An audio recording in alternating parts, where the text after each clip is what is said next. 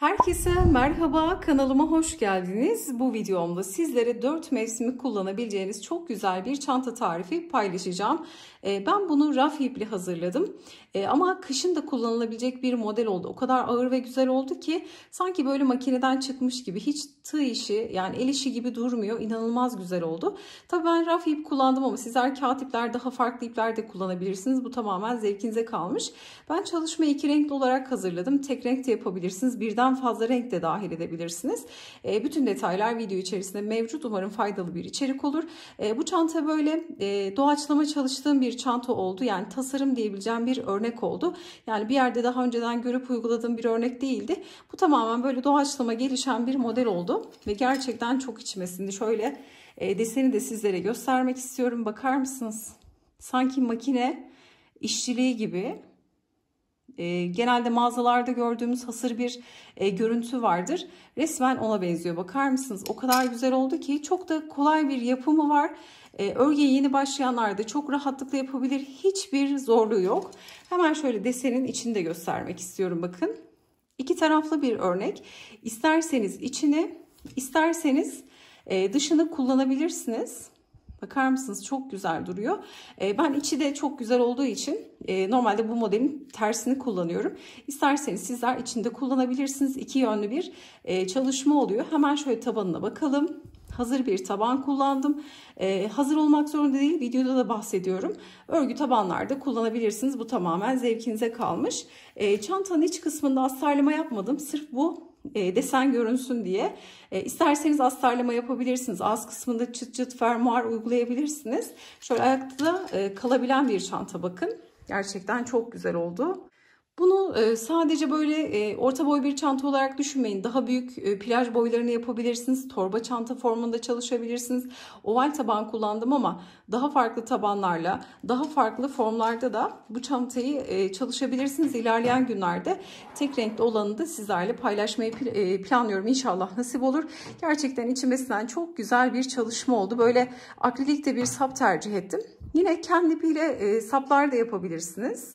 Modeli kavradıktan sonra birçok şekilde kullanabileceğimiz çok güzel bir çalışma oldu gerçekten. Yani bu desen inanılmaz içmesinde. Çok da keyifli bir yapımı var. Hızlı da büyüyen bir örnek. Video içerisinde bütün detayları sizlerle adım adım paylaştım. Umarım faydalı bir içerik olur. Detaylı tarifimize geçmeden önce sizlerden küçük de bir ricada bulunmak istiyorum. Kanalımıza ücretsiz abone olabilir, videoyu beğenir ve yorumlarınızı eksik etmezseniz gerçekten çok mutlu olurum. Tarifimize geçelim. Çantam için kullanmış olduğum malzemelerimi Aksa Örgü Butik'ten aldım. Merak edenler için iletişim bilgilerini videonun açıklama kısmına eklerim. Oradan bakabilirsiniz. Bu çalışma için makarada olan raf iplerden kullandım. Siyah rengini ve craft rengini görüyorsunuz. İki renkli olarak çalıştım. Tabi bu çalışmayı daha renkli olarak da yapabilirsiniz ya da tek renk olarak da hazırlayabilirsiniz. Tamamen zevkinize kalmış. Çalışma için bakın bunlar böyle büyük yumaklar olduğu için oldukça fazla ipimiz artıyor.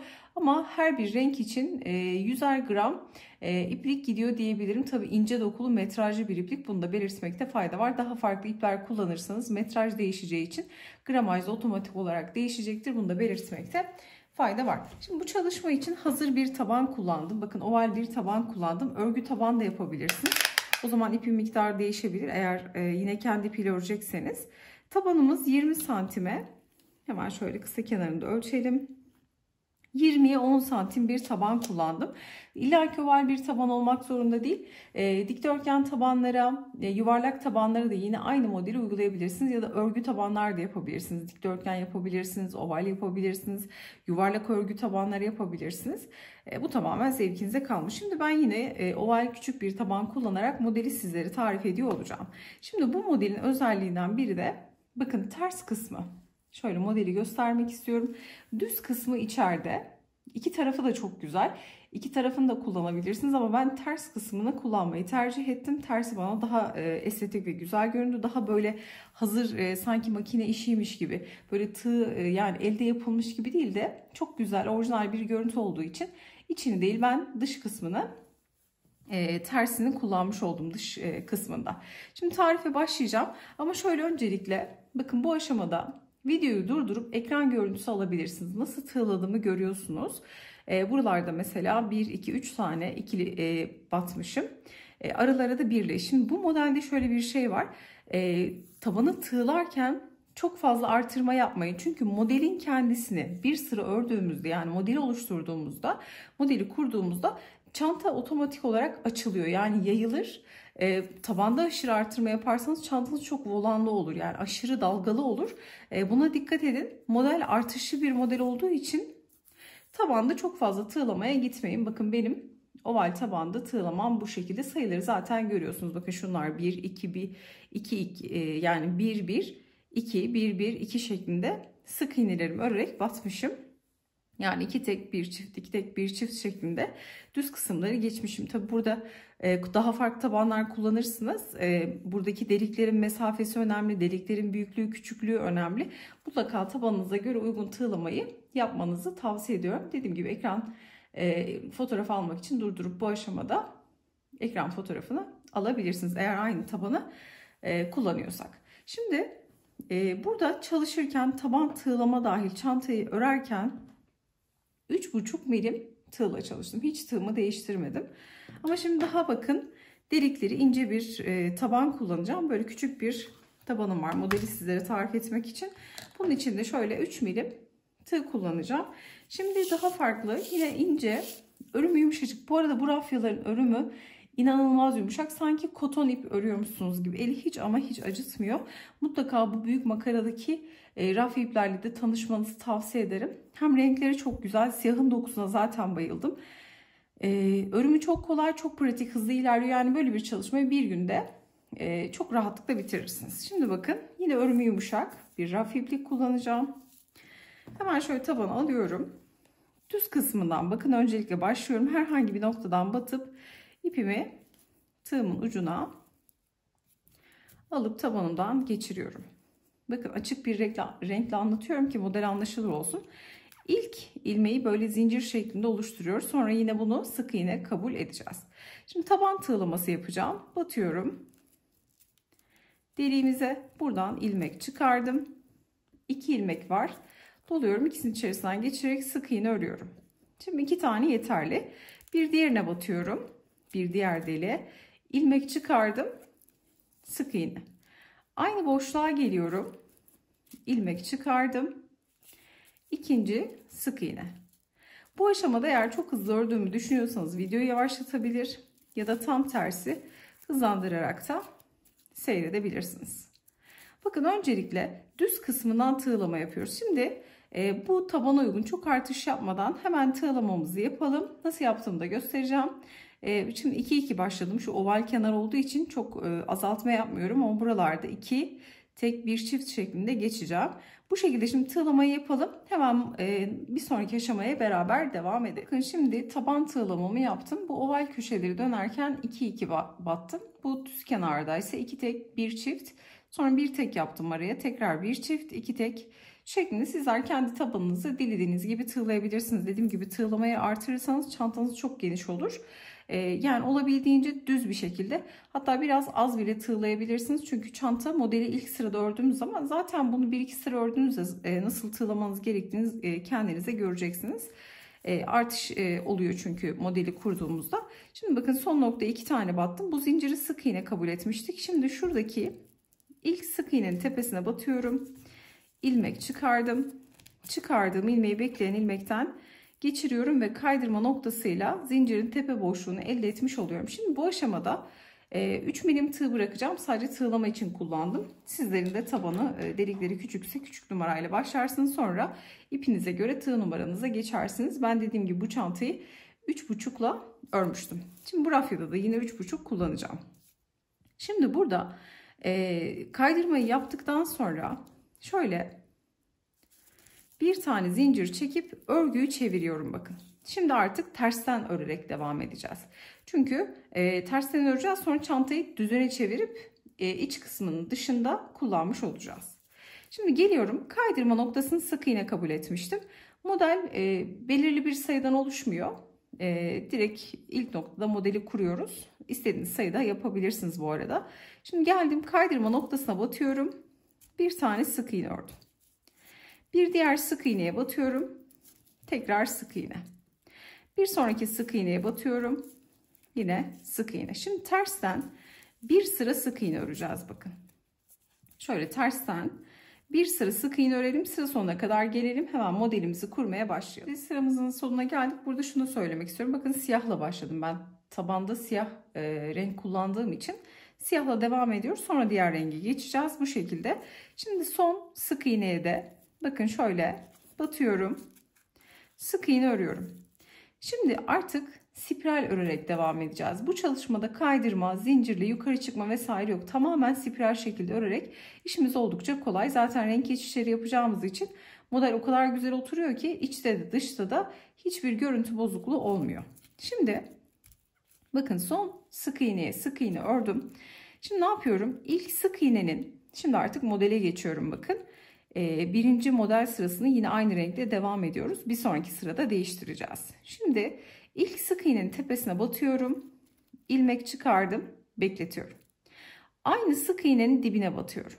Şimdi dibine battım. İlmeğimi uzatıyorum bakın bir miktar. Uzattım, 3 ilmek oldu. Doluyorum. Üçünü tek seferde topluyorum. Bu şekilde bir sık iğne. Hem tepesini kullanıyorum hem dip kısmını kullanıyorum. İki noktaya batış yaparak sık iğnemi bu şekilde hazırlamış oluyorum. Bu bir yerde gördüğüm bir teknik değildi. Örerken böyle doğaçlama çıkan bir model oldu. Şimdi geldim. Bir sonraki sık iğnenin tepesine batıyorum. İlmek çıkardım. Bakın dolamıyorum. Başına dolarsanız farklı bir görüntü oluşur. Potluk oluşur. Bunu istemiyorum. Burada ilmek çıkardım ve bekletiyorum. Tığıma dolamıyorum. Hemen dibine batıyorum. İlmeği çıkarttım. Bir miktar esnettim. Hemen dibine batıp tekrar ilmek çıkarıp şimdi çıkardığım ikinci ilmeği mutlaka uzatıyorum ki şu güzel görüntüyü elde etmiş olalım. İlmeği uzattım. Doluyorum ve üçünü tek seferde topluyorum. Bakın örnek oluşmaya başladı. Karıştırırım ben diyorsanız buraya bir tane çengelli iğne takabilirsiniz ama sıra bitişi oldukça belirgin. Zaten son sık iğneyi gördüğümüzde bakın sık iğneden farklı duruyor model. Şimdi bir sonraki sık iğnenin tepesine batıyorum. İlmek çıkardım. Bekletiyorum. Hemen dibine batıp aynı sık iğnenin ilmeğimi uzatıp üçünü tek seferde topluyorum. Model artış dediğim bu noktada oluyor. Ekstra bir çizgi daha geçmiş oluyoruz. Normalde birer tane sık iğne örsek model dümdüz ilerler. Yani artış olmaz, yayılma olmaz.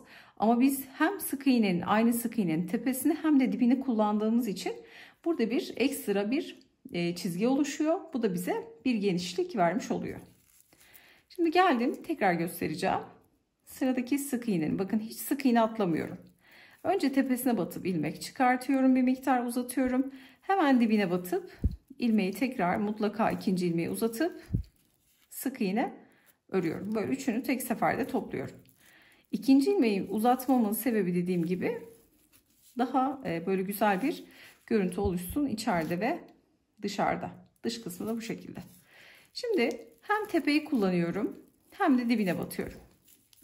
3 ilmeği tek seferde topluyorum. Bakın tepesine battım, dibine battım, tek seferde topladım. Şimdi bu şekilde sıra sonuna kadar gelelim. Modelimizin birinci sırasını tamamladık. Bakın bu şekilde görünüyor. Şimdi son sık iğne kaldı. Yeni modelin ilk noktasını zaten görüyoruz. Son sık iğnenin de hemen tepesine batıyorum. İlmek çıkardım ve dibine batıyorum bakın. Dibine batıp tekrar ilmeğimi uzatıyorum. Şimdi bu 3 ilmeği bekletiyorum çünkü renk değişikliği yapacağım. Renk değiştirirken de diğer ipi de bakın yine aynı renkle ördüğüm ipi de tığımın şöyle tepesinde tutuyorum. Burada bırakmıyorum ki kötü bir görüntü oluşmasın. Şimdi diğer rengimi aldım. Bakın bu şekilde bekleyecek. Şimdi 3 ilmeği çıkardık, bekletiyoruz, kapatmadık. Tığ sanki kapatacakmış gibi tığımızın üzerine aldık bakın ipi. Şimdi yeni rengi bu aşamada dahil ediyorum. Tığımın ucuna doladım ve bütün ilmeklerin içerisinden tek seferde geçiriyorum. Çok uzun bırakmaya gerek yok. Şimdi geçirdikten sonra bakın iki ipi de arkaya alacağım. Gizleme vesaire de yapmayacağım. Şu kısa ipi sonradan yok edeceğiz. Şimdi renk değiştirdim bakın. Renk değiştirdikten sonra şimdi ilk modelin bakın olduğu nokta burası. Şimdi burada bir sık iğne örüyoruz. Sık iğnenin hemen altında bir çizgi var. Bakın biz bu uzun çizgiyi kullanmayacağız. Nereyi kullanacağız? Yine sık iğnenin tepesine ve dibine. Bakın burada bir tepeye battığımız sık iğne vardı. Yani kısa diyebileceğimiz buradaki sık iğnenin dip kısmını kullanacağız. Hemen yapalım, daha rahat anlaşılacak. Şimdi birazcık ördüğümüzde mantığını rahatlıkla kavrayacaksınız. Şimdi tepeye batıyorum. Yine aynı model, bakın hiç değişmiyor. İlmeği uzattım. Hemen bu kısa olan, bakın uzunun değil, dibine değil, hemen kısanın olduğu dip noktaya batıyorum. Yani bir alt sıradaki sık iğnenin tepesine batmış oluyorum. İlmeğimi çıkartıp tekrar uzattım. Üçünü tek seferde topladım. Şimdi biraz örelim, daha rahat anlaşılacak. Çünkü şuralarda, bura ilk nokta olduğu için biraz sıkmışım, hatta model çok görünmeyebilir. Şimdi alt sıradaki ördüğümüz sık iğnenin hem tepesini kullandık hem dibini kullandık. Bakın şöyle göstereceğim. Sık iğnenin tepesini kullandık, sonra dibini kullandık ve böyle bir model oluştu. Şimdi modelin hem tepesini hem de şu kısa olan, bakın ilk tepesine battığımız sık iğnenin dibini kullanacağız. Yani alt sıradaki sık iğnenin tepe boşluğunu kullanacağız.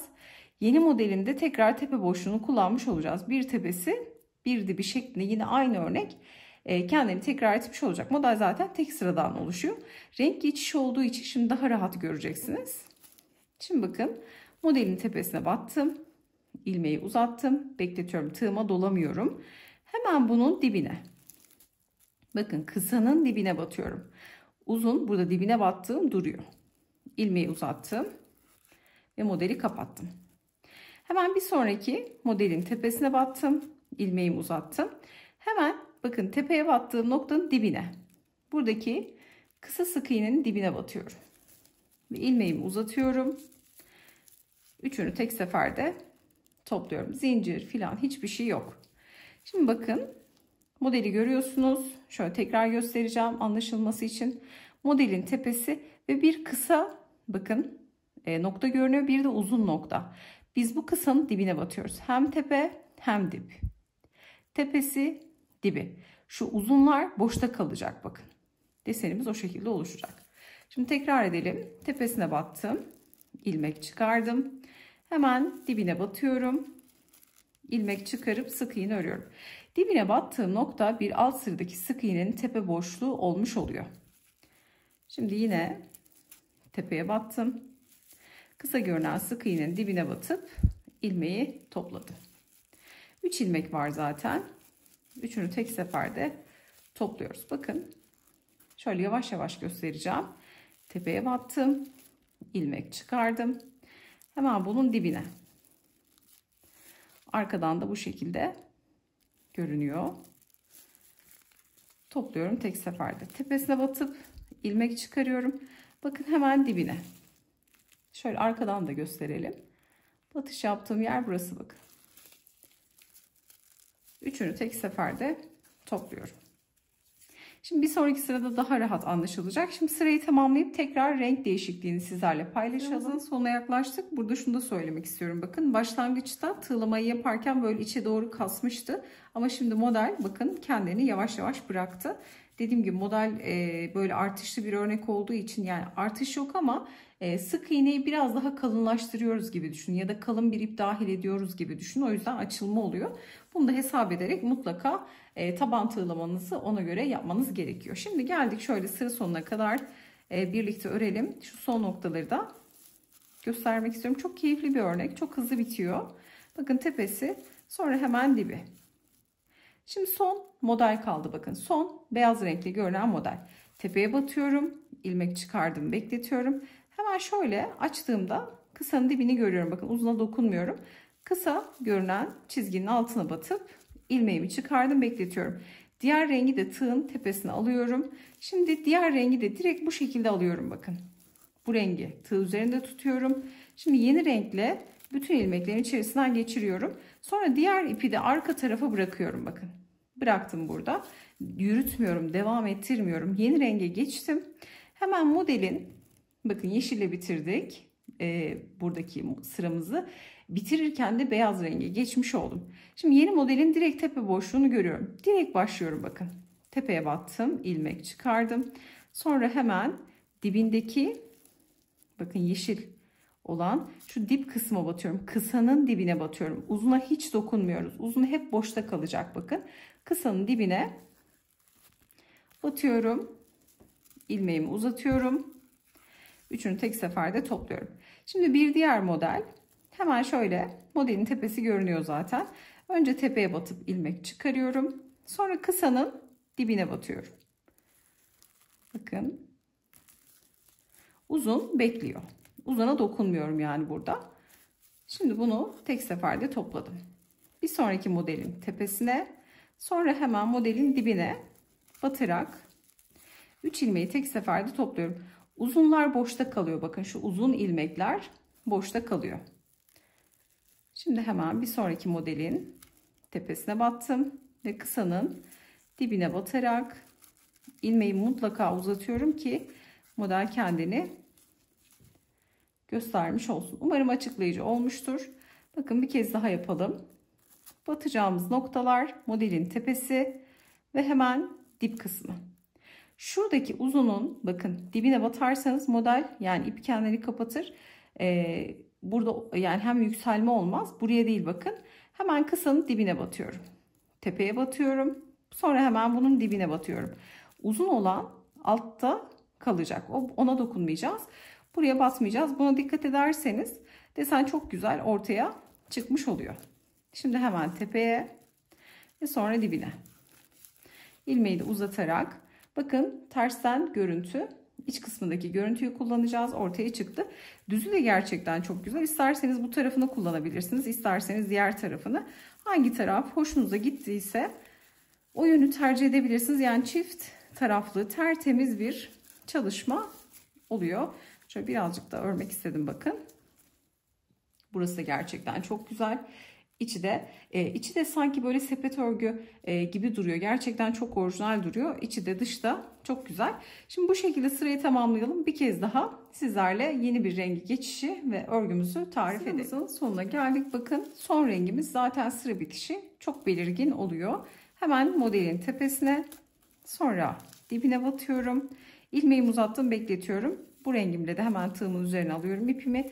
İpi şöyle bakın arkaya doğru geçiriyorum ki çok da gevşemesin.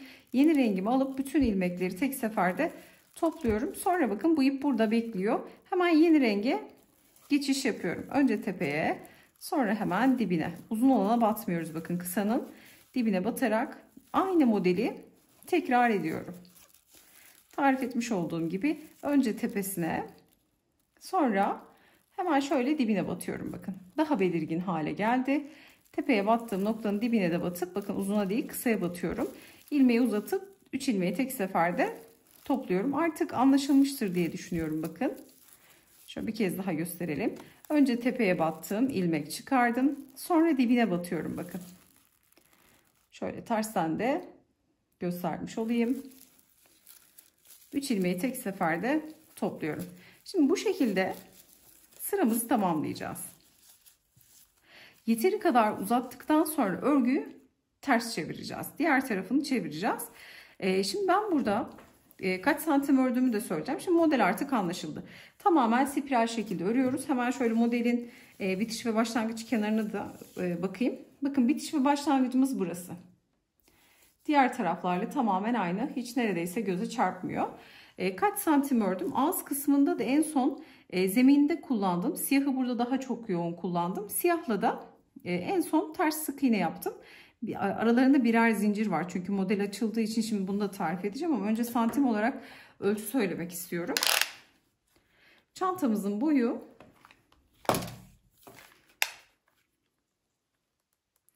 21 santim. Çantamızın derinliği 21 santim.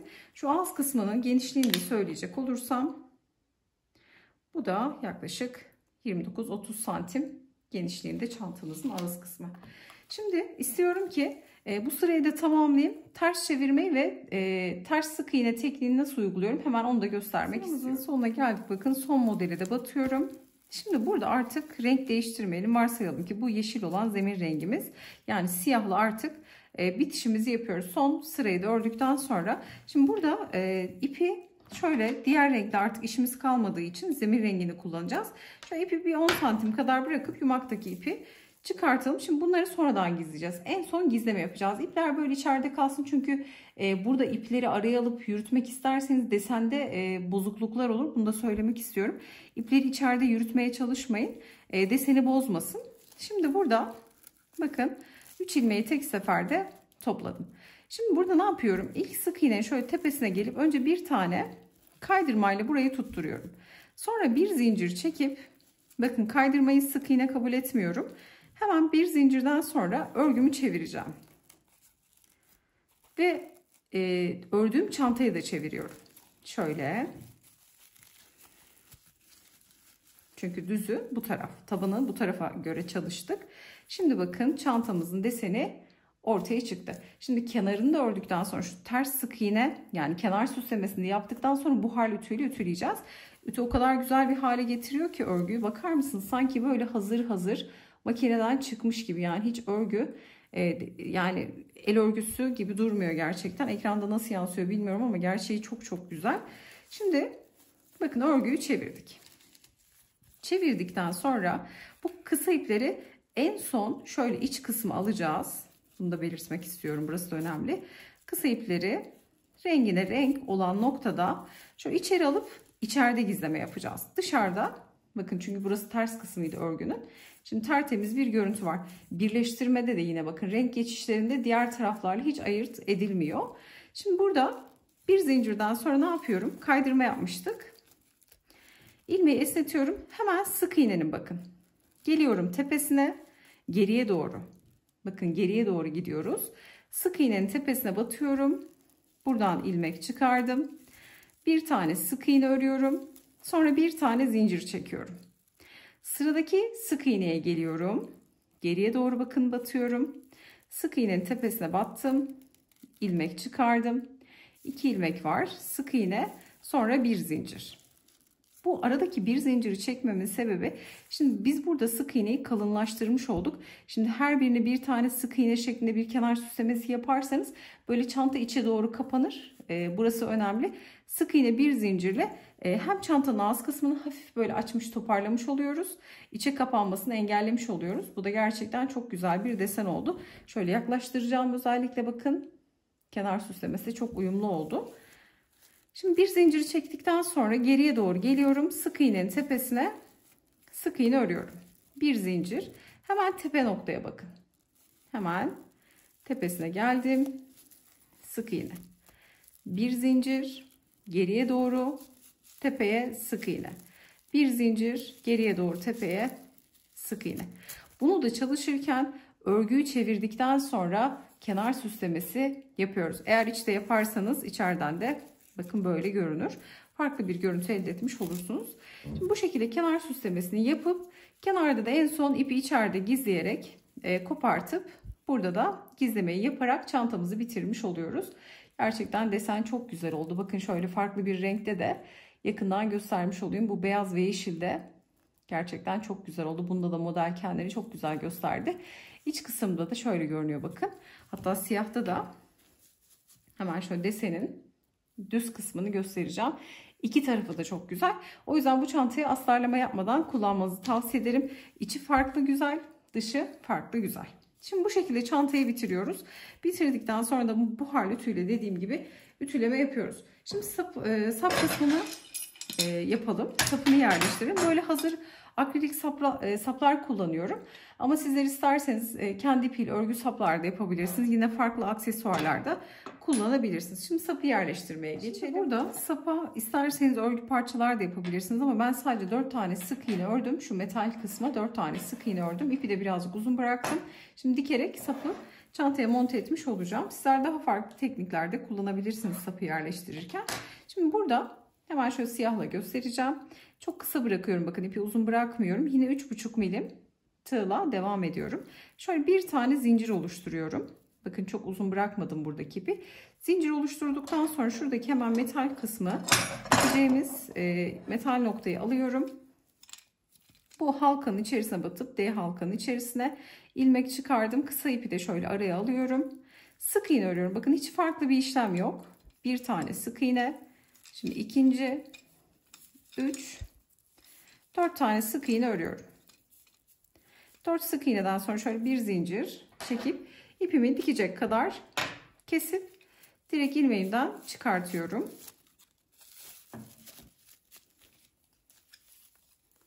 Şöyle de düzüyorum bakın. bütün noktalara aynı yöne bakacak şekilde sık iğnelerle 4 tane sık iğne, sonra bir zincir çekip kilit yaptım. İpi de bir miktar uzun bıraktım. Şimdi bunu monte edeceğim. Montajını nasıl yapıyorum? Hemen şöyle yapalım. Etamin iğnesiyle ipimi takıyorum iğneme. Şimdi burada yerleştireceğim. Yerleştireceğimiz noktaları da belirleyelim. Düzgün, muntazam yerleştirmekte fayda var. Çantanın içinde kalsın istiyorum şu metal kısım. Bakın şöyle uçları siyah noktaya yerleştireceğim. Hemen bunu güzelce bir ayarlayalım öncelikle. Muntazam birleştirmek de önemli. Hemen şu kısım şöyle kontrol ediyorum. Şurası düzgün görünüyor. Şimdi hemen şurada tutuyorum. Bakın siyaha siyah olacak şekilde, örgünün dışına çıkmadan, deseni bozmadan, bu son zemin yaptığımız son sarı siyah ördük zaten ve kenar süslemesini siyahla yaptık. Aralardaki şöyle bakın, iç tarafa batıyorum. İğneyi dışarı çıkartmıyorum. Sık iğnenin de tepesine batıyorum. Sık iğneden 4 tane olan sık iğneden şöyle uygun boşluklara batarak örgünün dışarıda desenini bozmadan, içeriden şöyle tutarak bakın dikişini sağlıyorum. Burada birkaç kere geçebilirsiniz dikişi. Şimdi sık iğnelerin şöyle bakın tepelerine batıyorum. Ben de 4 tane sık iğne yeterli oldu. Sizler sayıyı daha farklı da yapabilirsiniz. Daha farklı saplar yerleştiriyorsanız yine daha farklı montajlarda yapabilirsiniz. Nasıl istiyorsanız. Şimdi bu şekilde dikeceğim. Diğer yerleri de aynı şekilde dikip artık çantamızın bitmiş halini sizlerle hızlı bir şekilde paylaşacağım. Çantamızı sizlere tarif etmiş olduğum gibi tamamladım. Bakın saplarımı da yerleştirdim. Bu şekilde görünüyor. Gerçekten muntazam, tertemiz, güzel bir çalışma oldu. İsterseniz sizler astarlama yapabilirsiniz. Yine ayakta durabilen bir çanta bakın. Çok da böyle kendini bırakan bir çanta değil. Kullandığımız ip yumuşak olmasına rağmen dediğim gibi model birazcık kalınlaştırdığı için gerçekten çok güzel duruyor. Tarifimiz de bu şekildeydi. Dediğim gibi 100'er gram raf ip yeterli oldu. Yani toplamda 200 gram raf ip kullanmış oldum. Tarifimiz de bu şekildeydi. Yapacak olanlara kolaylıklar diliyorum. Videomuzu beğenmeyi, yorum bırakmayı, kanalımıza abone olmayı unutmayın. Bir sonraki videoda görüşünceye dek hoşça kalın.